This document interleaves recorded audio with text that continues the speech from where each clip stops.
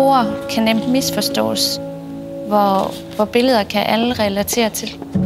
At det at være kreativ, det er jo ikke bare super fedt, hvor man sidder og fløjter og maler med vandfarver. Man kan jo også have lyst til at kravle ned under gulvet eller begrave sig under dynen og ligge i fosterstilling og synes, man er verdens dårligste designer.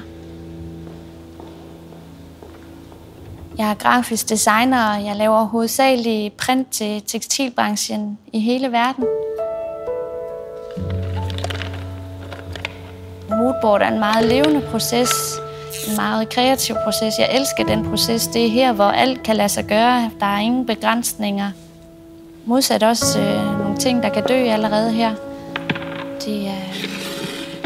Det er her, hvor vores drømme stadigvæk lever, hvor der ikke er nogen begrænsninger, hvor der ikke er nogen budgetter. Det kan godt være hårdt, og det kan være, og jeg kan virkelig være et træls menneske at være i selskab med, når det ikke kører.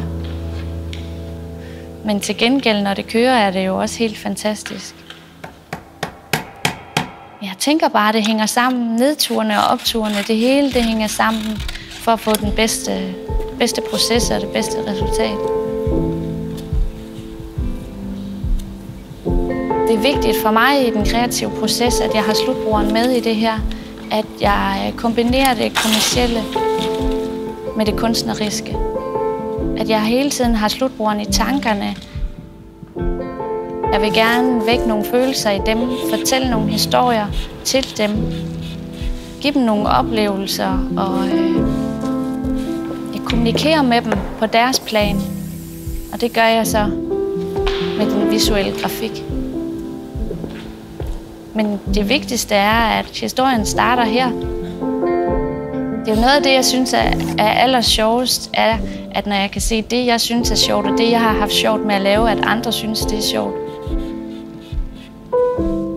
Jeg kan godt lide at give det lidt kant, et glimt i øjet, lidt skævhed, noget, der adskiller sig på en diskret måde stadigvæk måske, men det er igen det her med at få historien ind i tingene, at kigger man nærmere, så er der et budskab, så er det ikke kun pænt. Det er jo egentlig meget simpelt at fylde din tid med det, du rigtig godt kan lide.